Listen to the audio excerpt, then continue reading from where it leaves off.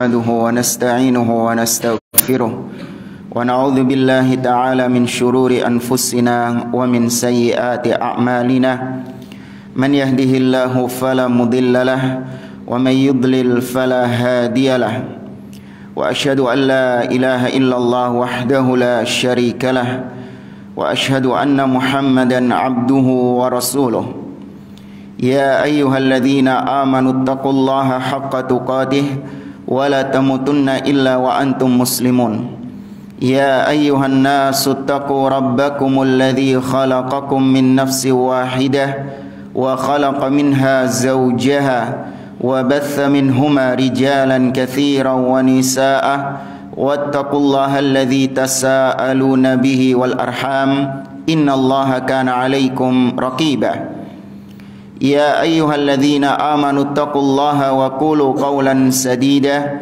يصلح لكم أعمالكم ويغفر لكم ذنوبكم ومن يطع الله ورسوله فقد فاز فوزا عظيما أما بعد فإن أصدق الحديث كتاب الله وخير الهدي هدي محمد صلى الله عليه وسلم وشر الأمور محدثاتها وكل محدثة بدعة وكل بدعة ضلالة وكل ضلالة في النار. Ma'asyiral muslimin, ikhwani fillah, rahimani wa rahimakumullah.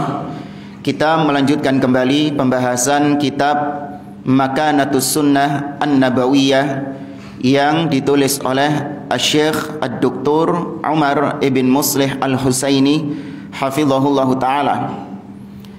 Kita masih pada pembahasan tentang hak-hak Nabi Muhammad SAW yang wajib ditunaikan oleh umatnya. Dan sudah berlalu, yang pertama hak beliau adalah diimani bahwa beliau telah menyampaikan risalah agama ini dan telah menyempurnakannya. Kemudian yang kedua, yang pada pertemuan yang lalu kita bahas, yaitu hak beliau adalah kita meyakini, wajib meyakini tentang kemaksuman beliau, bahwa beliau dijaga oleh Allah Subhanahu wa taala dari berbagai macam dosa-dosa yang sudah kita sampaikan pada pertemuan yang lalu. Kemudian yang ketiga, di antara hak Nabi Muhammad SAW adalah beliau wajib dicintai, wajib mencintai Nabi SAW melebihi semua manusia yang ada. Ya, kita sampai pada halaman yang ke-41, halaman 41. Setelah beliau kemarin membawakan dalil-dalil yang menunjukkan wajibnya mencintai Nabi SAW di atas semua kecintaan kita kepada manusia yang lain, maka beliau mengatakan di halaman 41, walihadzal hubbi alamatun yu'rafu biha. Dan cinta Nabi SAW itu ada tandanya, ada cirinya, yang dengannya diketahui bahwa orang tersebut memang mencintai Nabi SAW. Minha, di antaranya tanda cinta kepada Nabi SAW adalah at-tamassuku bisunnatihi sallallahu alaihi wasallam wa i'zazuha wa ma'rifatu makaniha minad din wa tauqiru ahliha. Di antara tanda cinta kepada Nabi adalah berpegang dengan sunnah beliau. Ya, sunnah kita sebutkan, sudah kita sampaikan, sunnah artinya adalah ajaran beliau. Bukan hanya perkara-perkara yang sunnah dalam fikih, apabila dikerjakan mendapat pahala, kalau ditinggalkan berdosa, tidak. Tapi sunnah di sini mencakup semua ajaran beliau. Wajib memuliakan beliau dan wajib mengenal kedudukan beliau di dalam agama dan menghormati, memuliakan keluarga beliau.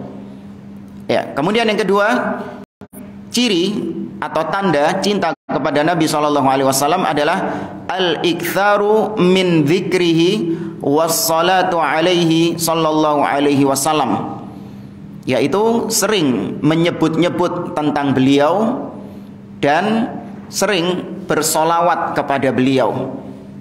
Ya, sering menyebut-nyebut beliau dan sering bersolawat ketika disebutkan nama beliau. Sebagaimana hadis tentang Nabi SAW ketika menaiki anak tangga mimbarnya, meskipun sebagian ulama mendhaifkan hadis ini. Beliau ketika naik ke anak mimbarnya, beliau mengucapkan amin. Naik lagi ke anak tangga kedua, mengucapkan amin.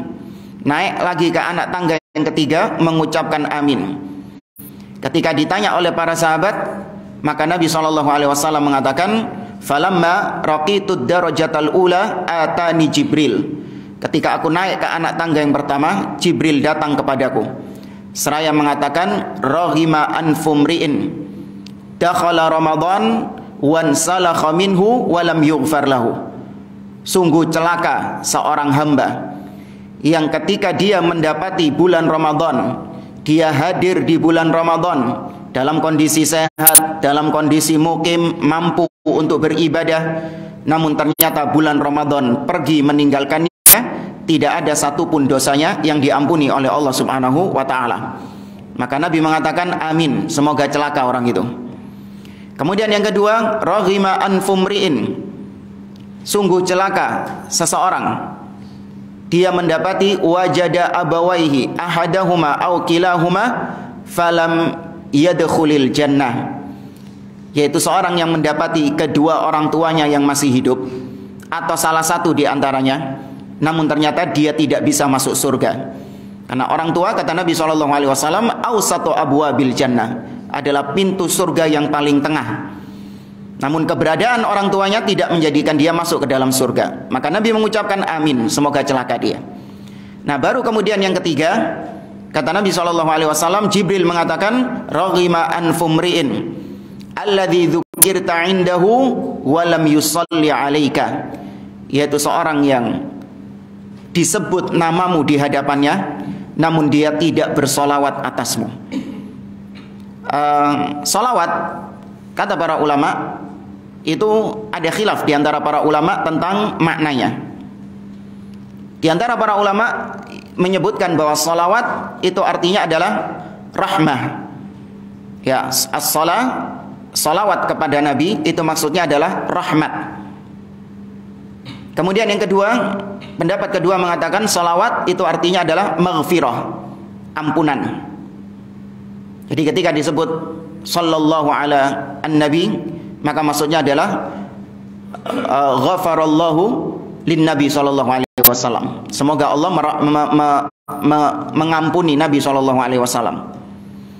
Dan yang ketiga, salawat itu artinya adalah ats-tsana'u alaihi 'indal malaikah, yaitu pujian Allah Subhanahu wa taala kepada Nabi SAW di hadapan para malaikat.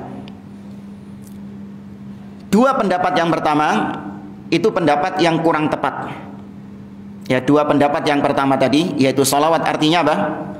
Rahmah, dan salawat artinya maghfirah. Ini pendapat yang kurang tepat. Yang tepat adalah pendapat yang ketiga, yaitu salawat artinya adalah ats-tsana'u 'alaihi 'indal malaika, pujian Allah Subhanahu wa taala di hadapan para malaikat. Di antara dalilnya, kenapa salawat kalau diartikan rahmat itu tidak tepat? Karena Allah membedakan antara salawat dengan rahmat.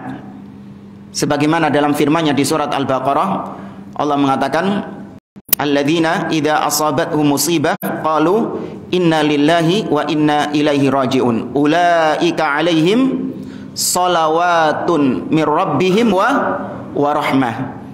Mereka itulah orang-orang yang mendapatkan salawat dari Rabb-nya dan rahmah. Nah, itu dibedakan antara salawat dengan rahmah. Berarti salawat bukan rahmat. Sedangkan dalam bahasa Arab, huruf wawu yaqtadil mughayarah. Huruf wawu itu membedakan antara sebelumnya dan setelahnya, di antara kegunaannya. Ya, wawu di antara kegunaannya adalah membedakan antara sebelum wawu dengan yang sesudah wawu. Maka berarti salawat itu bukan rahmah. Kemudian kenapa salawat ketika diartikan dengan maghfirah, ampunan, juga keliru atau kurang tepat? Karena sama, juga dibedakan antara salawat dengan maghfirah. Sebagaimana diriwayatkan oleh Ibnu Abi Syaibah dari Abdullah bin Umar radhiyallahu anhuma, salah satu bacaan dalam salat jenazah, ya, dari riwayat Abdullah bin Umar. di mana beliau ketika ada jenazah, Abdullah bin Umar berdoa, Allahumma salli alaihi waghfir lahu. Ya Allahumma salli alaihi waghfir lahu. Ya Allah, berikanlah salawatmu kepadanya dan ampunilah dia. Itu dibedakan antara salawat dengan maghfirah. Maka yang benar salawat itu artinya adalah thanaullahi alaihi indal malaikah, pujian Allah di hadapan para malaikat. Kemudian apa hukumnya salawat kepada selain Nabi Muhammad SAW? Apakah salawat ini khusus buat Nabi Muhammad SAW atau boleh salawat ini kepada selain beliau? Ada 4 permasalahan di sini. Yang pertama yaitu salawat kepada selain Nabi, tapi kepada para nabi dan rasul selain Nabi Muhammad SAW. Seperti Anda mengatakan Musa sallallahu alaihi wasallam, ya, Isa sallallahu alaihi wasallam. Karena kita biasanya cuma menyebutkan salamnya saja. Musa alaihi salam, Isa alaihi salam, Ibrahim alaihi salam, Nuh alaihi salam. Nah, bagaimana hukumnya kalau kita mengucapkan Nuh sallallahu alaihi wasallam, Adam sallallahu alaihi wasallam? Apakah boleh? Boleh jamaah? Nah, ijma' disebutkan, dinukilkan ijma' oleh Imam An-Nawawi rahimahullah bahwasanya sepakat para ulama boleh bersolawat kepada para nabi dan rasul semuanya. Ya, bukan hanya khusus kepada Nabi Muhammad SAW. Sepakat para ulama. Kemudian yang kedua, solawat kepada selain Nabi Muhammad SAW, tapi disertakan dengan solawat kepada Nabi Muhammad SAW, mengikuti solawat kepada Nabi Muhammad SAW. Seperti misalnya kita mengatakan Allahumma salli ala Muhammad wa ala alihi wa azwajihi wa dzurriyyatihi wa ummatihi. Ya Allah, semoga solawat tercurahkan kepada Nabi Muhammad SAW beserta keluarga beliau, istri-istri beliau, dan umat beliau. Ya, jadi yang kena solawat siapa? Semuanya tadi. Tapi mengikuti siapa dulu pertama? Nabi Muhammad SAW. Boleh nggak ini hukumnya? Boleh. Ya, sepakat para ulama membolehkannya juga. Kemudian yang ketiga, solawat kepada selain Nabi Muhammad SAW yaitu hanya menyebutkan Ali Muhammad.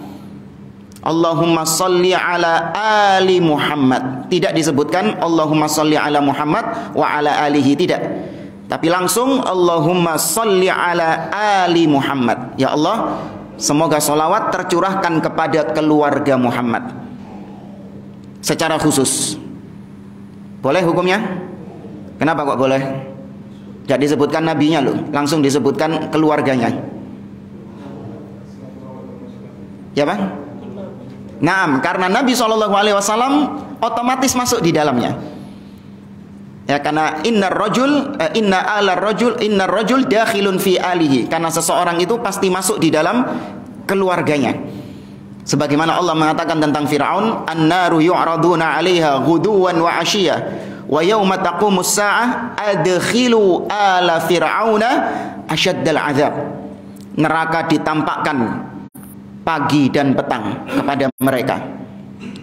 Dan ketika hari kiamat, maka masukkanlah ala Fir'aun, masukkanlah keluarga Fir'aun ke dalam siksa yang pedih.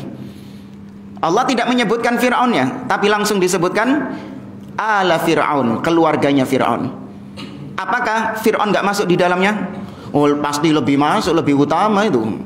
Ketuanya itu malah yang lebih masuk dulu itu. Ya, maka berarti boleh. Sepakat para ulama menyebutkan bolehnya bersolawat kepada keluarga Nabi SAW. Nah, kemudian yang keempat, ini yang terjadi khilaf, yaitu solawat kepada selain Nabi Muhammad SAW dari umat beliau. Seperti kita mengatakan, berkata qala al-allamah Syekh Abdul Aziz bin Baz sallallahu alaihi wasallam. Berkata Syekh Muhammad Nasiruddin Al-Albani sallallahu alaihi wasallam. Berkata Syekh Muhammad bin Saleh Al-Utsaimin sallallahu alaihi wasallam. Nah, ini ada khilaf di antara para ulama. Pendapat pertama mengatakan nggak boleh bersolawat kepada selain Nabi Muhammad SAW seperti tadi, nggak boleh. Nah, ini pendapat Imam Malik, pendapat Imam Syafi'i, dan juga Imam Abu Hanifah. Dalil mereka yaitu tidak adanya dalil. Paham ya? Dalil mereka kenapa kok tidak membolehkan? Karena tidak adanya dalil. Itu dalil mereka. Sedangkan pendapat kedua yaitu boleh mengucapkan salawat kepada selain Nabi Muhammad SAW, namun tidak dijadikan sebagai syiar orang tersebut. Yakni ketika kita nyebut Syekh Abdul Aziz bin Baz, selalu kita iringi dengan salawat. Ketika kita nyebut Syekh Muhammad bin Shalih Al-Utsaimin, selalu kita iringi dengan salawat. Ini nggak boleh. Tapi kalau sebatas dimutlakkan kepada siapapun diucapkan, maka dibolehkan. Ini pendapat Imam Ahmad bin Hanbal, kemudian juga dibenarkan oleh Syekhul Islam Ibnu Taimiyah rahimahullah, dan juga Imam Ibnul Qayyim Al-Jauziyah. Apa dalil mereka? Dalil mereka adalah doa Nabi SAW kepada Ibnu Abi Aufa. Ibnu Abi Aufa salah seorang sahabat Nabi SAW.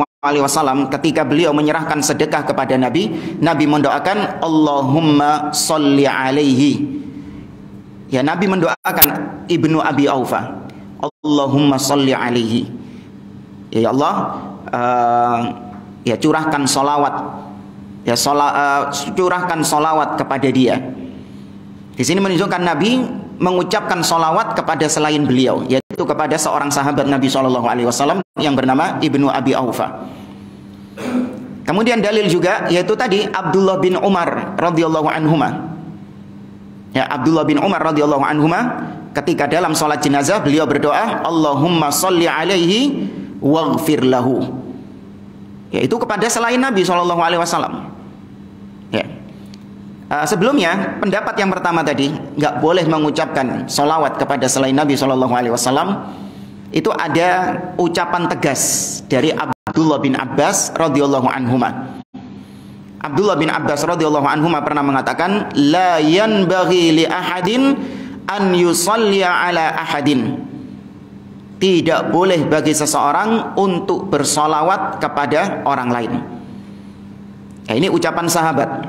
Dan ucapan sahabat itu bisa dijadikan sebagai dalil dengan syarat yang pertama tidak menyelisihi nas Al-Quran dan hadis, dan yang kedua tidak ada sahabat lain yang menentanginya.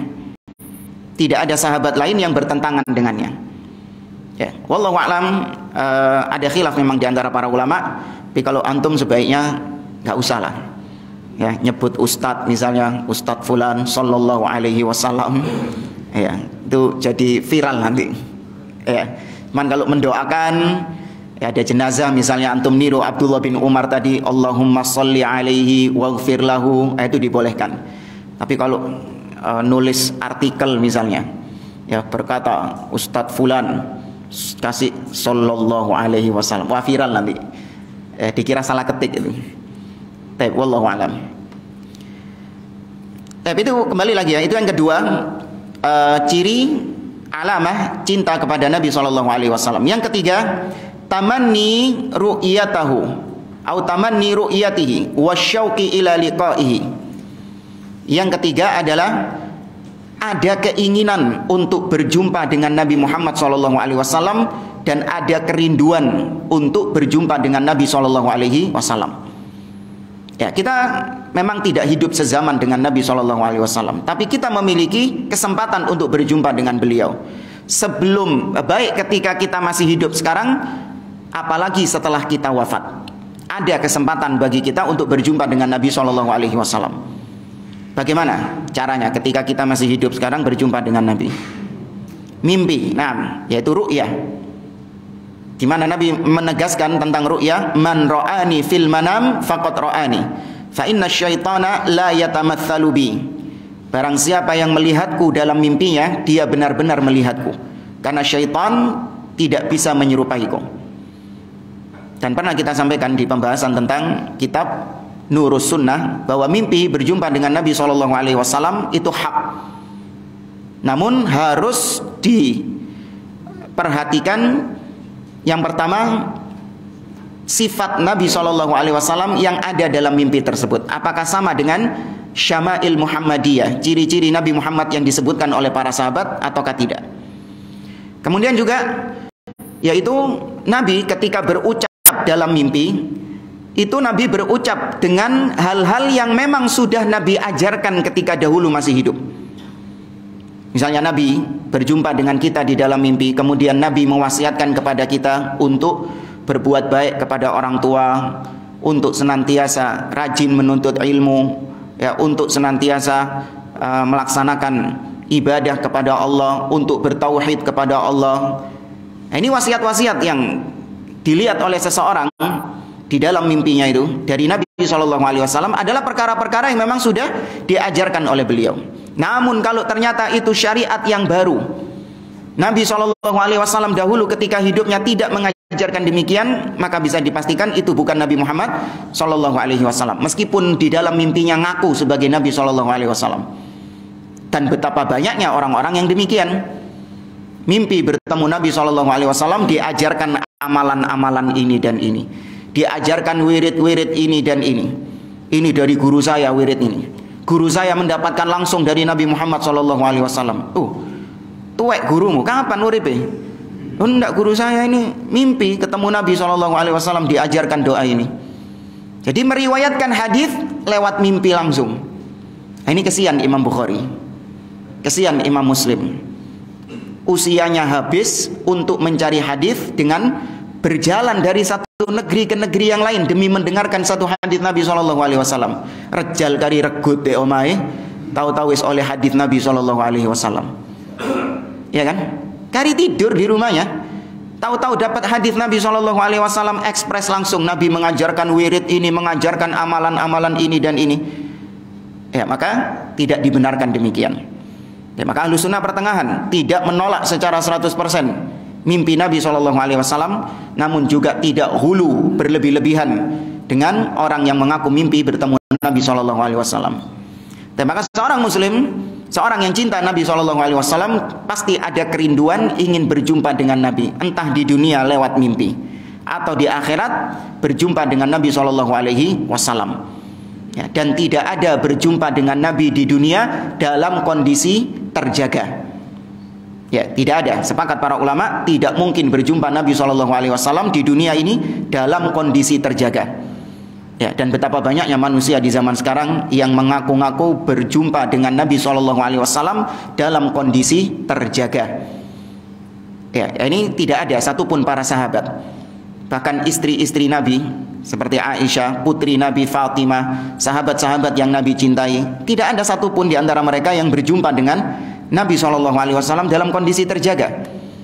Nah, kok tahu-tahu ada orang di zaman sekarang yang Nabi gak tahu ndelok rai ini, Nabi gak pernah kenal sama dia, kok belani Nabi ketemu sama dia. Bahkan ada yang ngaku Nabi itu keluar dari kuburnya.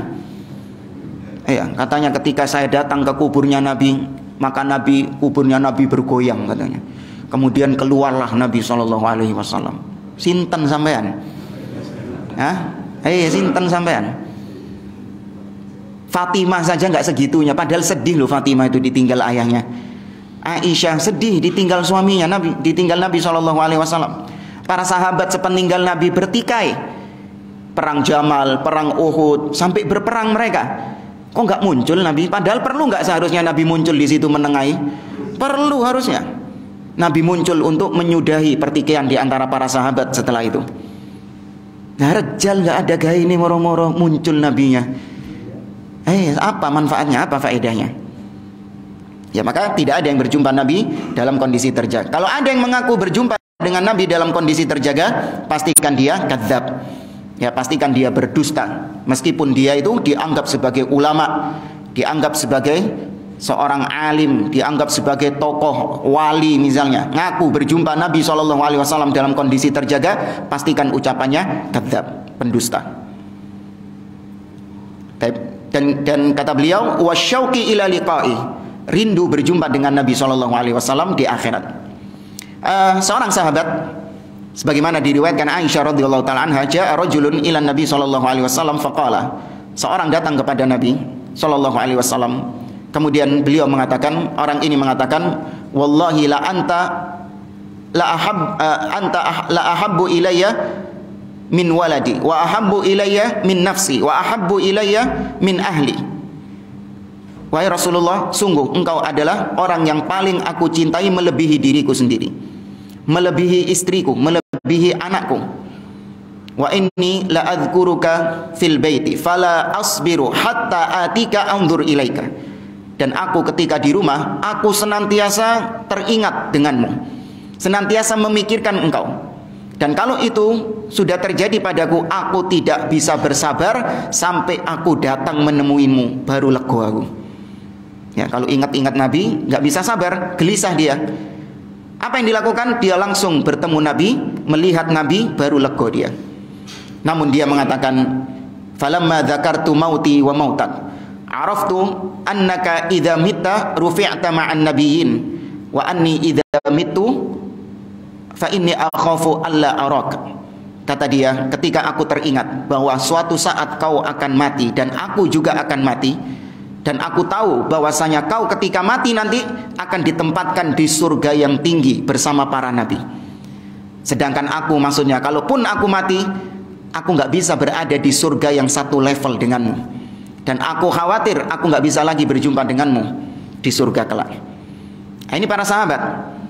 Mereka itu passionnya, cita-citanya bukan hanya sebatas masuk surga, tapi cita-cita mereka adalah ingin bersama Nabi SAW di surga. Bahkan mereka sedih kalaupun masuk surga, sudah masuk surga ini, tapi surganya tidak satu level dengan Nabi. Di surga itu nggak ada Nabi SAW. Ya, bayangkan, ada nggak pernah kita berpikiran seperti itu? Kita saja wis tak pokoknya mlebu surga wis, alhamdulillah wis. Pokoknya selamat dari neraka wis, alhamdulillah. Entah satu level dengan Nabi atau tidak, nggak ngurus. Ya, padahal wajib ada kerinduan, ya, berjumpa dengan Nabi SAW dalam diri kita. Itu tanda kita cinta kepada Nabi SAW. Kita saja kalau di surga ingin dikumpulkan bersama keluarga-keluarga kita, bersama istri kita, ya, bersama anak-anak kita, orang tua kita, saudara-saudara kita. Kenapa kita ingin dikumpulkan bersama mereka? Karena kita cinta sama mereka. Maka lebih kita cinta kepada Nabi SAW di atas kecintaan kita kepada orang tua, kepada istri, kepada anak-anak. Maka berarti lebih wajib untuk kita ingin di surga dikumpulkan bersama Nabi SAW. Maka ketika itu turunlah firman Allah Azza wa Jalla dalam surah An-Nisa. Allah mengatakan, may yuti'illaha war rasul fa ulaika ma'al ladzina an'ama Allahu 'alaihim minan nabiyyin was-siddiqin wasyuhada'i was-salihin wa hasuna ulaika rafiqa. Barang siapa yang taat kepada Allah dan Rasulnya, maka kelak dia akan bersama orang-orang yang Allah berikan nikmat atas mereka, yaitu para nabi, orang-orang yang siddiq, para syuhada, dan orang-orang yang soleh. Ya, maka mungkin terbuka peluang, terbuka pintu lebar bagi seorang mukmin yang dia dulu nggak pernah ketemu Nabi SAW untuk bisa satu level, untuk bisa satu surga, berkumpul bersama Nabi SAW. Yaitu syaratnya tadi, man yuti'illaha war rasul, taat kepada Allah dan taat kepada Rasul SAW. Nah, kemudian yang keempat, cinta kepada Nabi, cirinya adalah mahabbatu man ahabbahum Rasulullah sallallahu alaihi wasallam wa bughdu man abghadahum. Yang keempat adalah mencintai apa-apa yang dicintai, siapa-siapa yang dicintai oleh Nabi sallallahu alaihi wasallam, dan membenci apa-apa yang dibenci oleh Nabi SAW. Nabi mencintai para sahabat, maka wajib bagi kita mencintai para sahabat Nabi SAW, karena Nabi mencintainya. Nabi mengatakan ketika ditanya oleh Abu Musa al-Ash'ari, ya Rasulullah, man ahabbun nasi ilai, atau Abdullah bin Amr ibn al-As, ya Rasulullah, man ahabbun nasi ilaik, wahai Rasulullah, siapa orang yang paling kau cintai? Nabi mengatakan Aisyah. Kemudian ketika ditanya lagi, wa minar rijal, Kalau dari kalangan laki-laki siapa? Abuha, ayahnya, yaitu Abu Bakar As-Siddiq radhiyallahu taala anhu. Ya.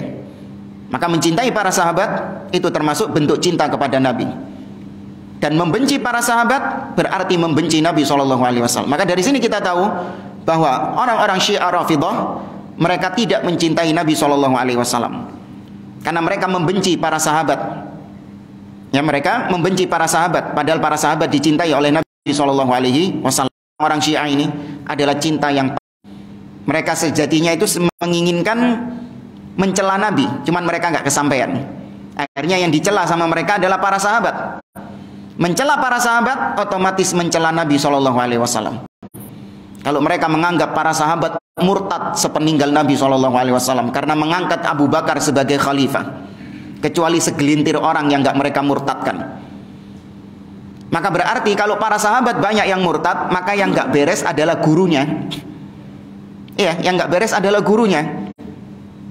Sebagaimana misalnya kita, kalau misalnya ada satu sekolah, ketika ujian, maka 99% siswanya nggak lulus, 1% saja yang lulus dari ujian itu. Kira-kira yang disalahkan siapa? Sekolahnya, gurunya yang ngajari. Ki opo kok 99% gak lulus iki. Bahlul gurunya ini, gak becus ngajarnya ini. Ya, maka mereka menginginkan mencela Nabi namun gak kesampaian. Karena kalau mencela Nabi sudah tahu belangnya. Tapi yang mereka sasar adalah para sahabat Nabi SAW. Baik, kemudian yang keempat. Ya, yang keempat di antara hak Nabi SAW adalah wujubu ta'atihi sallallahu alaihi wasallam wa luzumu sunnatihi. Di antara hak Nabi yang wajib kita tunaikan adalah mentaati, wajibnya mentaati Nabi SAW dan komitmen dengan sunnah beliau. Ya, wajib mentaati Nabi dan komitmen dengan sunnah beliau. Taqaddama anna jama'a haqqihi sallallahu alaihi wasallam yarji' ila ma'nal imani bihi wa anna ma'nal imani bihi tasdiquhu wa ittiba'u syar'ihi. Telah berlalu penjelasan bahwa di antara hak Nabi yang paling mulia atau hak Nabi sallallahu alaihi wasallam itu semuanya kembali kepada iman kepada beliau. Ya, hak-hak Nabi yang kita sebutkan itu sumbernya berasal dari keimanan dulu kepada Nabi. Kalau kita sudah iman kepada Nabi, baru kita melaksanakan hak-haknya.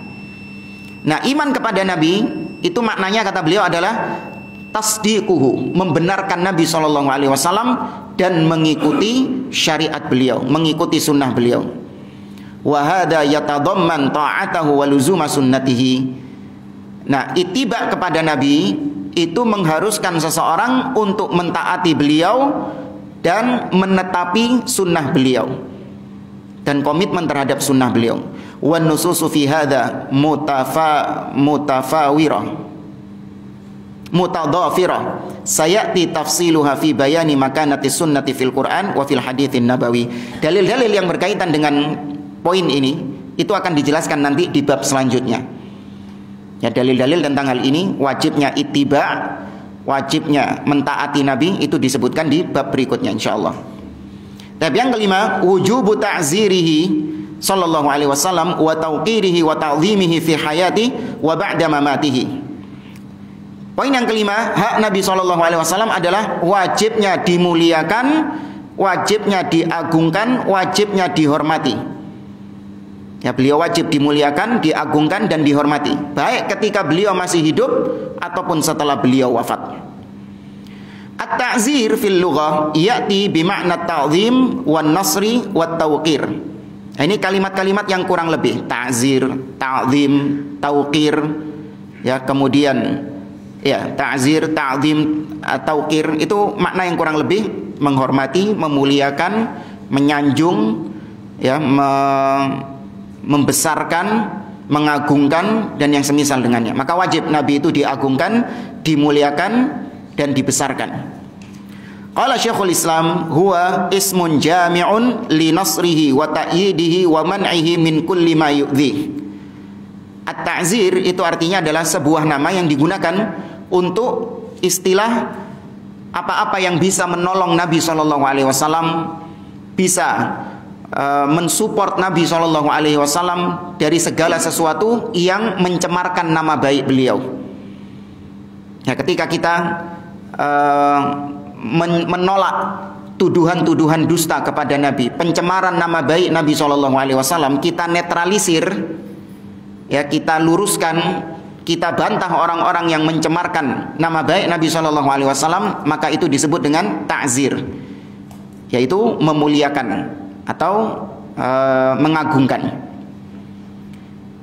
Wat tauqir bimakna ta'zim wal ijlal. Sedangkan at-tauqir itu bimakna at-ta'zim, mengagungkan dan memuliakan. Kurang lebih sama.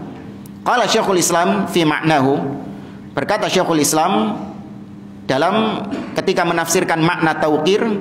Tauqir, kata Syekhul Islam, ismun jami' li kulli ma fihi sakinatun wa tuma'ninatun minal ijlali wal ikram wa ayyu amila minat tashrif wat takrim bima yasunuhu an kulli ma yukhrijuhu an haddil waqar. Kata beliau, at-tauqir adalah sebuah istilah yang mencakup apa-apa yang di dalamnya ada ketenangan dan tumaknina dalam mengagungkan dan memuliakan Nabi Muhammad SAW, yaitu mengagungkan beliau tidak dengan ekstrim, tidak dengan hulu berlebih-lebihan. Kemudian hendaklah berinteraksi dengan Nabi SAW, baik ketika beliau hidup ataupun mati, itu dengan at-tashrif, dengan cara kita memuliakan beliau. Ya, dengan kita memuliakan beliau baik ketika masih hidup ataupun setelah meninggal dunia.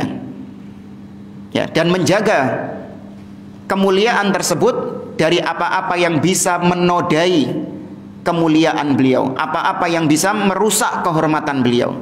Nah, itu dijaga. Ya, tauqir itu kalau ada sesuatu yang bisa merusak kehormatan Nabi, dia hindari. Ya, dia jauhkan. Ya. Qala Ibnu Katsir juga berkata, at-tauqir huwal ihtiram wal ijlal wal i'zam. Kata Ibnu Katsir, at-tauqir itu artinya adalah al-ihtiram, yaitu penghormatan kepada Nabi. Al-ijlal, pemuliaan, wal i'zam, pengagungan. Wat ta'zim at-tabjil. Nah, ini kurang lebih sama semua.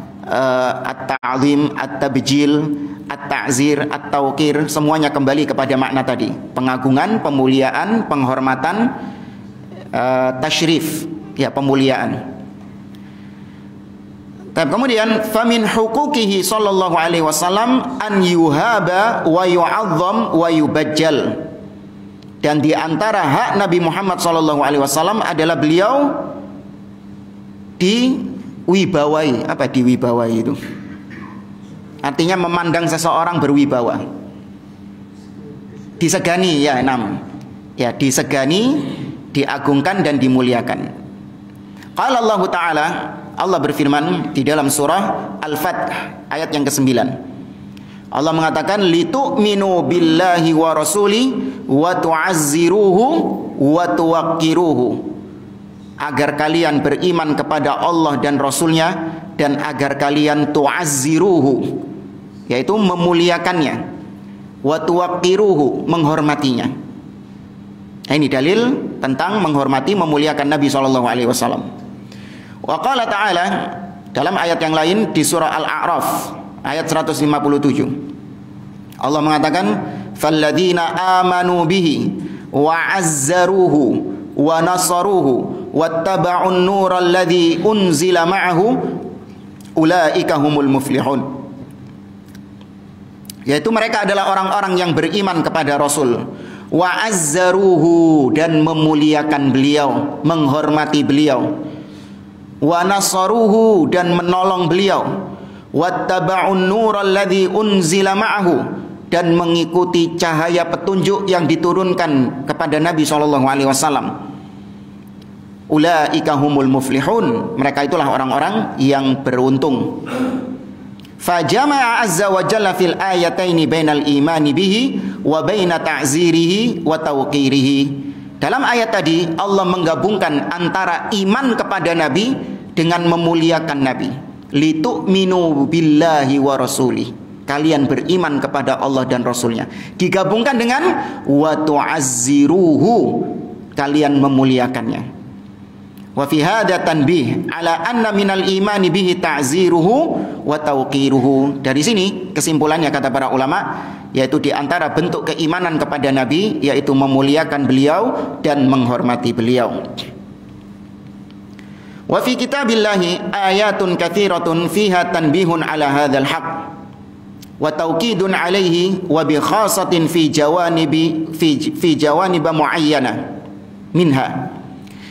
Di dalam ayat-ayat Al-Quran kata beliau ada banyak tentang masalah ini, yaitu tentang menghormati Nabi SAW.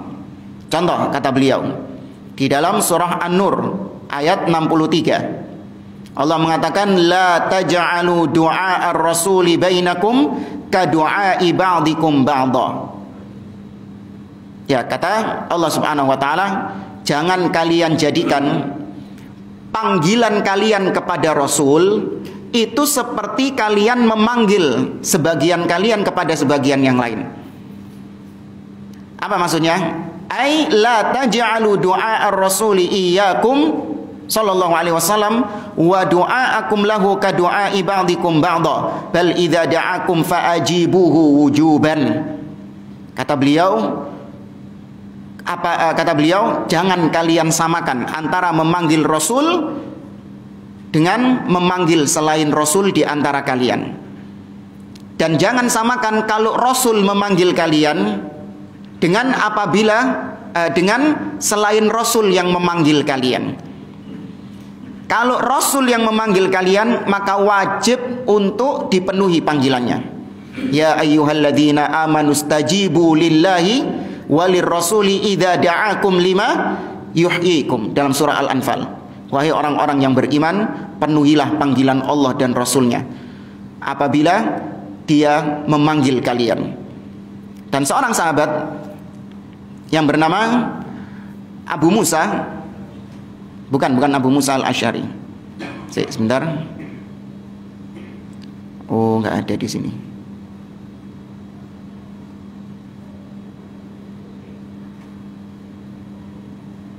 Bukan Abu Musa Al-Asy'ari, Anda lupa nama belakangnya. Beliau pernah sholat sunnah. Ketika itu dipanggil oleh Nabi SAW, namun beliau tidak menghiraukannya. Selesai sholat, Nabi SAW menegurnya. Kenapa kau tadi tidak memenuhi panggilanku? Maka dia mengatakan, inni kuntu usolli, aku tadi sedang melaksanakan sholat. Alam tasma' qaulallahi ta'ala, kata Nabi, tidakkah kau mendengar Allah mengatakan dalam Al-Quran, ya ayyuhalladzina amanu idza da'akum lima yuhyikum, ya ayyuhalladzina amanu stajibu lillahi walir rasuli idza da'akum lima yuhyikum. Tidakkah kau mendengar Allah mengatakan, wahai orang-orang beriman, penuhilah panggilan Allah dan Rasulnya apabila memanggil kalian. Ya, maka Rasul punya hak, ketika dipanggil wajib untuk dipenuhi panggilannya. Nah itu nggak sama, orang lain nggak punya hak seperti itu.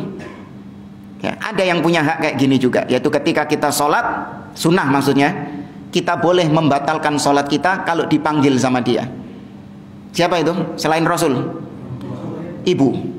Ya, seperti kisah siapa? Juraij. Nah, seperti kisah Juraij. Itu hanya hak ibu yang boleh. Kalau ibu memanggil kita, maka kita batalkan sholat sunnah kita, memenuhi panggilan ibu tersebut. Tapi kalau orang lain, enggak. Ya, ada teman kita misalnya manggil kita, kita sedang sholat sunnah, ya boleh direken? Nggak usah direken. Ya. Ya. Kecuali kalau memang darurat. Ya, kecuali kalau memang darurat.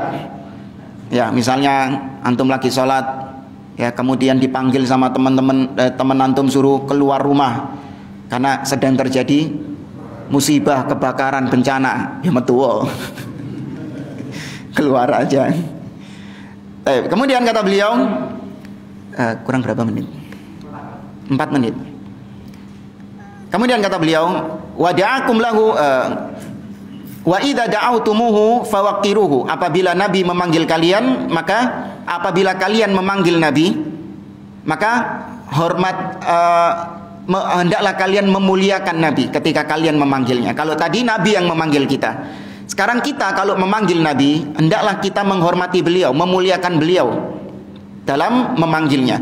Wad'uhu bima syarrafahu Allahu bihi minan nubuwati war risalah. Yaitu hendaklah kau panggil Nabi SAW dengan sebutan-sebutan yang Allah muliakan Nabi dengan sebutan tersebut, yaitu dengan sifat kenabiannya dan sifat kerasulannya. Ka'an taqulu, seperti kau mengatakan, ya Nabi Allah, ya Rasulullah. Wahai Nabiullah, wahai Rasulullah. Ya wahai Rasul Allah. Makanya ketika Jibril, dalam hadis Jibril yang panjang itu, beliau menjelma menjadi seorang yang putih bersih, rambutnya rapi dan seterusnya itu. Apa Jibril ketika memanggil Nabi? Ya Muhammad, langsung. Makanya para sahabat, ya sopo iki cek wani ini. Langsung memanggil ya Muhammad. Padahal para sahabat gak ada yang manggil namanya langsung. Mereka memanggilnya dengan sebutan ya Nabi Allah atau ya Rasulullah. Demikian juga yang berani manggil langsung siapa? Ya Muhammad, selain para malaikat, selain Jibril. Siapa? Ya kalau Allah jelas. Tapi di dalam Al-Quran Allah manggilnya tidak ada ya Muhammad. Allah manggilnya ya Rasulullah. Orang Arab Badui. Badui. Manggilnya langsung ya Muhammad, ya Muhammad. Tapi dimaklumi sama Nabi SAW. Tapi kalau para sahabat, tidak ada yang bilang kayak gitu. Semuanya memanggil dengan ya Rasulullah. Allah berfirman di dalam surah Al-Hujurat ayat yang kedua, ya ayyuhalladzina amanu la tarfa'u aswatakum fawqa sautin nabi wa la tajharu lahu bil qawli kajahri ba'dikum ba'da an tahbata wa la tajharu lahu bil qawli kajahri ba'dikum li ba'din an tahbata a'malakum wa antum la tash'urun. Wahai orang-orang yang beriman, janganlah kalian mengangkat suara kalian di atas suara Nabi, lebih tinggi daripada suara Nabi. Dan janganlah kau mengeraskan suara kalian sebagaimana kalian mengeraskan suara kalian kepada sebagian yang lain. Atau kalau tidak, amalanmu akan hilang dan kalian tidak menyadarinya. Tapi siapa sahabat yang kena ayat ini, merasa dia termasuk dalam ayat ini, sehingga dia nggak keluar rumah sedih karena merasa amalannya sudah gugur, karena dia ini suaranya keras kalau di hadapan Nabi. Ya annahu kana fi udhunihi waqara. Di dalam telinganya itu memang budek dia. Ya, bukan memang untuk kurang ajar meninggikan suara, enggak. Tapi dia memang ada sesuatu di telinganya sehingga kalau ngomong bukan cuma sama Nabi, ngomong sama orang lain pun juga keras suaranya. Siapa itu? Namanya Thabit bin Qais ibn Syammas. Thabit bin Qais ibn Syammas. Dan Nabi mempersaksikan bahwasanya Thabit bin Qais tidak termasuk ayat ini. Bahkan Nabi mempersaksikan bahwa Thabit bin Qais min ahlil jannah, ya termasuk penghuni surga. Maka di sini kita tetapkan salah satu sahabat yang dijamin masuk surga dengan dalil adalah Thabit bin Qais ibn Syammas. Saya cukupkan sampai di sini. Insyaallah kita lanjutkan setelah Ramadan jamaah. Ya, ini insyaallah pertemuan terakhir sebelum Ramadan. Jadi insyaallah kita lanjutkan setelah bulan Ramadan. Semoga Allah Azza wa Jalla memberikan taufik kepada kita untuk bisa beribadah dengan baik di bulan Ramadan, dan kita berjumpa lagi setelah bulan Ramadan dalam keadaan seluruh amal soleh kita diterima oleh Allah dan seluruh dosa kita diampuni oleh Allah Azza wa Jalla. Aqulu qouli hadza wa sallallahu ala nabiyyina Muhammad wa ala alihi wa sahbihi ajma'in wa akhiru da'wana anil hamdulillahi rabbil alamin. Wassalamualaikum warahmatullahi wabarakatuh.